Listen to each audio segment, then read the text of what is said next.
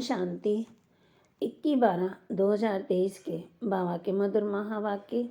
बाबा कहे, मीठे बच्चे, शिव बाबा के सिवाय तुम्हारा यहाँ कुछ भी नहीं है, इसलिए इस देह के भान से भी दूर खाली बेघर होना है। बेघर ही प्रिंस बनेंगे। शिव बाबा के सिवाय तुम्हारा यहाँ कुछ भी नहीं है, इसलिए इस देह के भान से भी दूर खाली बेघर होना है। बेघर ही प्रिंस बनेंगे। प्रश्न, ड्रामा की यथार्थ नॉलेज कौन से ख्याल समाप्त कर देती है? ड्रामा की यथार्थ नॉलेज कौन से ख्याल समाप्त कर देती है? उत्तर, ये बीमारी क्यों आई, ऐसा नहीं करते तो ऐसा नहीं होता, ये विघ्न क्यों पड़ा, बंधन क्यों आया, ये सब ख्यालात ड्रामा की यथार्थ नॉलेज से समाप्त हो जाते हैं, क्योंकि ड्रामानुसार जो होना था वही हुआ। कल पहले भी हुआ था। पुराना शरीर है, इसे चत्तियाँ भी लगनी हैं, इसलिए कोई ख्यालात चल नहीं सकते। भी बीमारी क्यों आई? गीत, हमें उन राहों पर चलना है। ओम शांति। उन राहों पर चलना है। कौन सी राहें? राह कौन बताता है? बच्चे जानते हैं कि हम किसकी राय पर चल रहे हैं। राय कहो, राह कहो, व श्रीमत कहो, बात एक ही है। अब श्रीमत पर चलना है, लेकिन श्रीमत किसकी? लिखा हुआ है श्रीमत भगवत गीता, तो जरूर श्रीमत की तरफ हमारा बुद्धि युग जाएगा। अब तुम बच्चे किसकी याद में बैठे हो? अगर श्री कृष्ण कहते हो तो उनको वहाँ याद करना पड़े। तुम बच्चे श्री कृष्ण को याद करते हो या नहीं? वर्षे के रूप में याद करते हो। ये तो जानते हो कि हम प्रिंस बनेंगे, ऐसे तो नहीं जन्मते ही लक्ष्मी नारायण बनेंगे। बरोबर हम शिव बाबा को याद करते हैं, क्योंकि श्रीमत उनकी है। श्री कृष्ण भगवानोवाच कहने से श्री कृष्ण को याद करेंगे, परंतु कहाँ याद करेंगे? उनको तो याद किया जाता है वैकुंठ में। तो मनमना भव अक्षर श्री कृष्ण कह नहीं सकते, मध्याजित भव कह सकते हैं। मुझे याद करो, वह तो वैकुंठ में ठहरा। दुनिया इन बातों को नहीं जानती है। बाप कहते हैं, बच्चे, ये सब शास्त्र भक्ति मार्ग के हैं। सभी धर्म शास्त्रों में गीता भी आ जाती है। बरोबर गीता भारत का धर्म शास्त्र है। वास्तव में तो ये सभी का शास्त्र है। कहा भी जाता है, श्रीमत सर्वशास्त्र में श्रोमणी गीता, यानी सबसे ऊंच ठहरी। सभी से उत्तम है शिव बाबा। श्री श्री, श्रेष्ठ श्रेष्ठ। श्री कृष्ण को श्री श्री नहीं कहेंगे। श्री श्री कृष्ण व श्री श्री राम नहीं कहेंगे, उनको सिर्फ श्री कहेंगे। श्रेष्ठ श्रेष्ठ जो वह है, वही आकर के फिर श्रेष्ठ बनाते हैं। श्रेष्ठ श्रेष्ठ है भगवान। श्री श्री अर्थात सभी से श्रेष्ठ। श्रेष्ठ का नाम बाला है। श्रेष्ठ तो जरूर देवी देवता को कहेंगे, तो अब भी नहीं। आजकल श्रेष्ठ किसको समझते हैं? अभी के लीडर्स आदि का कितना सम्मान करते हैं, परंतु उन्हें श्री तो कह नहीं सकते। महात्मा आदि को भी श्री अक्षर नहीं दे सकते। अभी तुमको ऊंच से ऊंच परमात्मा से ज्ञान मिल रहा है। सबसे ऊंचा है परमपिता परमात्मा, फिर है उनकी रचना, फिर रचना में ऊंचे से ऊंचा है ब्रह्मा, विष्णु, शंकर। यहाँ भी नंबरवार मर्तबे हैं। ऊंचे से ऊंचे प्रेसिडेंट, फिर प्राइम मिनिस्टर, फिर जूनियर मिनिस्टर। बाप बैठ सृष्टि के आदि मध्यंत का राज समझाते हैं। भगवान रचयिता है। अब रचयिता अक्षर कहने से मनुष्य पूछते हैं, सृष्टि कैसे रची गई? इसलिए ये जरूर कहना पड़ता है कि त्रिमूर्ति शिव बाबा रचयिता है। शिव बाबा में रचयिता के बजाय रचवाने वाला कहना ठीक है। बाबा हम बच्चों को तरीका बता रहे हैं कि कैसे कैसे दूसरों को समझाना है। ब्रह्मा द्वारा दैवी कुल की स्थापना कराते हैं। ब्रह्मा द्वारा स्थापना किसकी? दैवी संप्रदाय की। शिव बाबा कहते हैं, अभी तुम हो ब्रह्मा की ब्राह्मण संप्रदाय, वह है आश्रय संप्रदाय। तुम हो ईश्वरीय संप्रदाय, फिर दैवी संप्रदाय बनेंगे। बाप ब्रह्मा द्वारा सभी वेदों शास्त्रों का सार भी समझाते हैं। मनुष्य बहुत मुंझे हुए हैं, कितना माथा मारते रहते हैं। कहते हैं बर्थ कंट्रोल हो। बाप कहते हैं, मैं आकर के भारत के ये सर्विस कर रहा हूँ। यहाँ तो है ही तमो प्रधान मनुष्य, 10-12 बच्चे पैदा करते रहती हैं। झाड़ वृद्धि को जरूर पाना है, पत्ते निकलते रहते हैं, इसको कोई कंट्रोल कर ना सके। सतयुग में कंट्रोल है, एक बच्चा एक बच्ची, बस। ये बातें तुम बच्चे ही समझते हो, आगे चल आते रहेंगे, समझते रहेंगे। गाया भी हुआ है, अतीन्द्रिय सुख नहीं भासता है। तो अतीन्द्रिय सुख किससे पूछो? गोप गोपियों से पूछो। यहाँ जब तुम सम्मुख सुनते हो तो सुख भासता है, फिर धंधे दोरी में जाने से इतना सुख नहीं आता। यहाँ तुमको त्रिकालदर्शी बनाया जाता है। त्रिकालदर्शी को सुदर्शन चक्रधारी भी कहते हैं। मनुष्य कहते हैं फलाना महात्मा त्रिकालदर्शी था। तुम कहते हो वैकुंठनाथ राधे कृष्ण को भी सुदर्शन चक्र की वह तीनों कालों की नॉलेज नहीं थी। कृष्ण तो सभी का प्यारा सतयुग का फर्स्ट प्रिंस है, परंतु मनुष्य ना समझने के कारण कह देते हैं कि तुम श्री कृष्ण को भगवान नहीं मानते हो, इसलिए नास्तिक हो। फिर विघ्न डालते हैं। अविनाशी ज्ञान यज्ञ में विघ्न पड़ते हैं, कन्या माताओं पर भी विघ्न आते हैं। बंदेलियाँ कितना सहन करती है। तो समझना चाहिए ड्रामानुसार हमारा पाठ ही ऐसा है। विघ्न पड़ गया, फिर ये ख्यालत नहीं चलना चाहिए कि ऐसे नहीं करते तो ऐसा नहीं होता, ऐसे नहीं करते तो बुखार नहीं होता। हम ऐसे नहीं कह सकते हैं। ड्रामानुसार ये किया, कल पहले भी किया था, तब तकलीफ हुई। पुराने शरीर को चतियाँ भी लगनी हैं, अंत तक मरम्मत होती रहेगी। ये भी आत्मा का पुराना मकान है। आत्मा कहती है मैं भी बहुत पुरानी हूँ, कोई ताकत नहीं रही। ताकत ना होने के कारण कमज़ोर आदमी दुख भोगते हैं। माया कमज़ोर को बहुत दुख देगी। हम भारतवासियों को बरोबर माया ने बहुत कमज़ोर किया है। हम बहुत ताकत वाले थे, फिर माया ने कमज़ोर बना दिया। अब फिर उन पर जीत पाते हैं तो माया भी हमारी दुश्मन बनती है। भारत को ही जास्ती दुख मिलता है, सबसे कर्जा ले रहे हैं। भारत बिल्कुल पुराना हो गया है। जो बिल्कुल शाहूकार था उनको बाबा कहते बहुत बेगर भी बनना है, फिर बेगर से प्रिंस। बाबा कहते हैं इस शरीर के भान से भी दूर खाली हो जाओ, तुम्हारा यहाँ कुछ है ही नहीं सिवाय एक शिव बाबा के, दूसरा ना कोई। तो तुमको कोई बेगर बनना पड़े। युक्तियाँ भी बताते रहते हैं। जनक का मिसाल गृहस्थ भार में रहते कमल फूल समान रहना है, श्रीमत पर चलना है, सब सरेंडर भी कर देना है। जनक ने सब कुछ दिया, फिर उनको कहा कि अपनी मलकियत तुम संभालो और ट्रस्टी होकर रहो। जैसे हरिश्चंद्र का दृष्टांत है ना। बाप समझाते हैं बच्चे तुम अगर बीज नहीं बोएंगे तो तुम्हारा पद भी कम हो जाएगा। फॉलो फादर, तुम्हारे सामने ये दादा बैठा है, बिल्कुल ही शिव बाबा और शिव शक्तियों को ट्रस्टी बनाया है।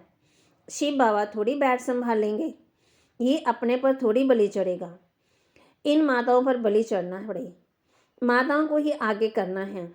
बाप आकर के ज्ञान अमृत का कलश माताओं को देते हैं कि मनुष्य को देवता बनाए।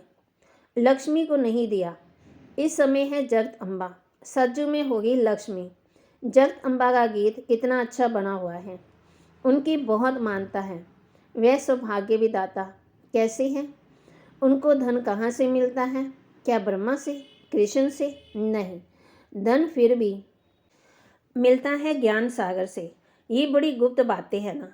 भगवान आवाज है सबके लिए, भगवान तो सबका है ना। सब धर्म वालों को कहते हैं माँ में कम याद करो। बल शिव के पुजारी भी बहुत हैं, परंतु जानते कुछ नहीं है। वह हुई भक्ति। अब तुमको ज्ञान कौन देते हैं? मोस्ट बिलेड फादर, बाबा ही प्यारे से प्यारा फादर है। श्री कृष्ण को तो ऐसे नहीं कहेंगे, उनको सतयुग का प्रिंस कहेंगे। बल श्री कृष्ण की पूजा करते हैं, परंतु ये ख्यालात नहीं करते कि वे सतयुग का प्रिंस कैसे बना। आगे हम भी नहीं जानते थे, तुम बच्चे अब जानते हो। बरोबर हम फिर से प्रिंस प्रिंसेस बनेंगे, तब तो फिर बड़े होकर लक्ष्मी नारायण को भरेंगे। ये नॉलेज है ही भविष्य के लिए, इसका फल 21 जन्मों के लिए मिलता है। श्री कृष्ण के लिए नहीं कहेंगे कि वे वर्षा देते हैं, वर्षा बाप से मिलता है। शिव बाबा राजयोग सिखाते हैं। ब्रह्मा के मुख से हजारों ब्राह्मण निकले, उन्हों को ये भी शिक्षा मिलती है। से तुम ब्राह्मण हो कलप के, संगम युग के, बाकी सारी सृष्टि है कलयुग की। वे सब कहेंगे अब हम कलयुग में हैं, तुम कहेंगे हम संगम पर हैं। ये बातें कही है ही नहीं। ये नई नई बातें दिल में रखनी है। मुख्य बात है बाप और वर्षे को याद करना। अगर पवित्र नहीं रहेंगे तो योग कभी लगेगा ही नहीं। ला नहीं कहता है, इसलिए इतना पदवी भी पा नहीं सकेंगे। थोड़ा योग लगाने से ही स्वर्ग में आ जाएंगे। बाप कहते हैं अगर पवित्र नहीं बनेंगे तो मेरे पास आ ही नहीं सकेंगे। भल घर में भी बैठे स्वर्ग में आ सकते हैं, अच्छा पदवी पा सकते हैं, परंतु तब जबकि योग में रहे, पवित्र रहे। पवित्रता बगैर योग लगेगा ही नहीं। माया लगाने नहीं देती।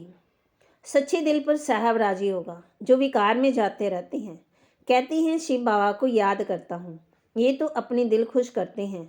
मुख्य है पवित्रता। कहते हैं बर्थ कंट्रोल करो, बच्चे पैदा मत करो। ये तो है ही तमो प्रधान दुनिया। अभी बाबा बर्थ कंट्रोल करा रहे हैं। तुम हो अभी कुमार कुमारियाँ, तो विकार की बात ही नहीं है। बाबा कहते बहुत परहेज रखनी है। यहाँ ऐसा तो कोई नहीं होगा जो शराब पीता हो। बाप बच्चों से पूछते हैं अगर झूठ बोलेंगे तो धर्मराज की कड़ी सजा भोगनी पड़ेगी। भगवान के आगे तो सच बोलना चाहिए। कोई जरा भी शराब किसी कारण से अथवा दवाई रीति से पीते हैं, कोई ने हाथ नहीं उठाया। यहाँ सच जरूर बोलना है। बाबा कहते कोई भी भूल होती है फिर से लिखना चाहिए, बाबा मेरे से ये भूल हुई है, माया ने थप्पड़ मार दिया है। बाबा को ये बहुत लिखते भी हैं। आज हमारे से क्रोध का भूत आया, थप्पड़ मार दिया। आपकी तो मत है थप्पड़ नहीं मारना चाहिए, दिखाते हैं ना कृष्ण को ओखरी से बांधा। ये तो सब झूठी बातें हैं। बच्चों को प्यार से शिक्षा देनी चाहिए, मार नहीं देनी चाहिए। भोजन बंद कर देना चाहिए। बाबा समझाते हैं जो उसकी मनपसंद चीज़ें हैं मिठाई है वो ना दो, ऐसे सुधारना चाहिए। थप्पड़ मारना क्रोध की निशानी हो जाती है। सो भी महात्मा पर क्रोध करते। छोटे बच्चे महात्मा समान होते हैं, इसलिए थप्पड़ नहीं मारना चाहिए, गाली भी नहीं दे सकते।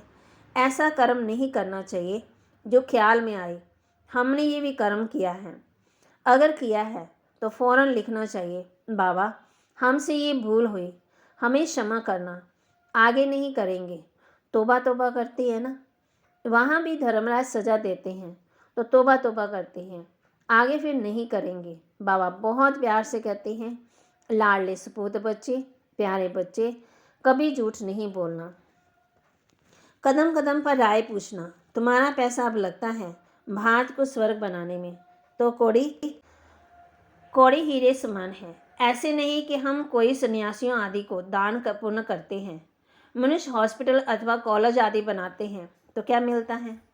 कॉलेज खोलने से दूसरे जन्म में बाबा कहते अच्छी विद्या मिलेगी, धर्मशाला बनाने में महल मिलेगा।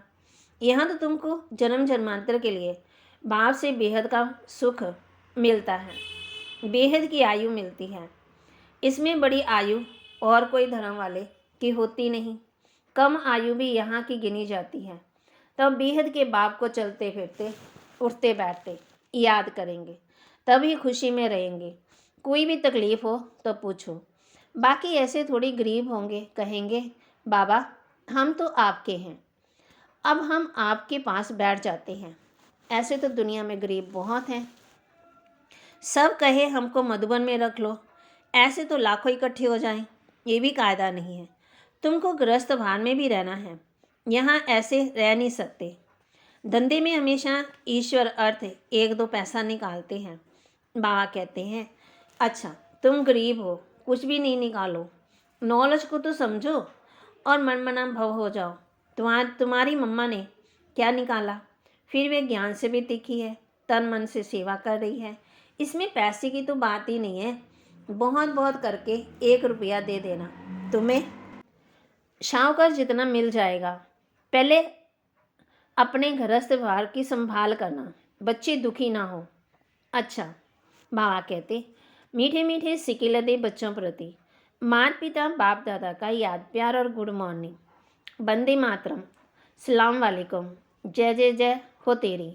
ओम शांति। रूहानी बच्चों की रूहानी बाप दादा को दिलवा जान सिकवा प्रेम से नमस्ते। धारणा के लिए मुख्य सार। ऐसा कोई कर्म नहीं करना है जिसके पीछे ख्याल चले। तोबा तोबा बा कहते पश्चाताप करना है। झूठ नहीं बोलना, सच्चे बाप से सच्चा रहना है। सच्चे बाप से सच्चा रहना है। ऐसा कोई कर्म नहीं करना जिसके पीछे ख्याल चले। तोबा तोबा पश्चाताप करना पड़े। झूठ नहीं बोलना है। सच्चे बाप से सच्चा रहना है। भारत को स्वर्ग बनाने में अपनी एक एक कौड़ी सफल करनी है। ब्रह्मा बाप समान सरेंडर हो, ट्रस्टी बनकर रहना है। भारत को स्वर्ग बनाने में अपनी एक एक कौड़ी सफल करनी है। ब्रह्मा बाप समान सरेंडर हो, ट्रस्टी बनकर रहना है। वरदान। हर आत्मा के संबंध संपर्क में आते सब प्रश्नों से पार रहने वाले सदा प्रसन्न चित्त भव। हर आत्मा के संबंध संपर्क में आते सब प्रश्नों से पार रहने वाले सदा प्रसन्न चित्त भव। हर आत्मा के संबंध संपर्क में आते कभी चित्त के अंदर ये प्रश्न उत्पन्न ना हो कि ये ऐसा क्यों करता है, वह क्यों कहता है, ये बात ऐसे नहीं है, ऐसे होनी चाहिए। जो इन प्रश्नों से पार रहते हैं वही सदा प्रसन्न चित्त रहते हैं। लेकिन जो इन प्रश्नों की क्यों में चले जाते हैं, रचना रच लेते हो तो पालना भी करनी पड़ती है, समय और एनर्जी भी देनी पड़ती है। इसलिए इस व्यर्थ रचना का बर्थ कंट्रोल करो। भा कहती कम से कम व्यर्थ संकल्प चलाओ। जहाँ तक हो सके इसको ना चलाओ, इससे आत्मा की एनर्जी वेस्ट होती है। स्लोगन। अपने नैनों में दिव्य बिंदु रूप बाप को समा लो तो और कोई समा ही नहीं सकता है। अपने नैनों में बिंदु रूप बाप को समा लो तो और कोई समा ही नहीं सकता है। तो बाबा कहती आज हम किस बात का अभ्यास करेंगे? अपने नैनों में किसको समाएंगे? बिंदु रूप को, तो और कोई समा ही नहीं सकता है। ओम शांति।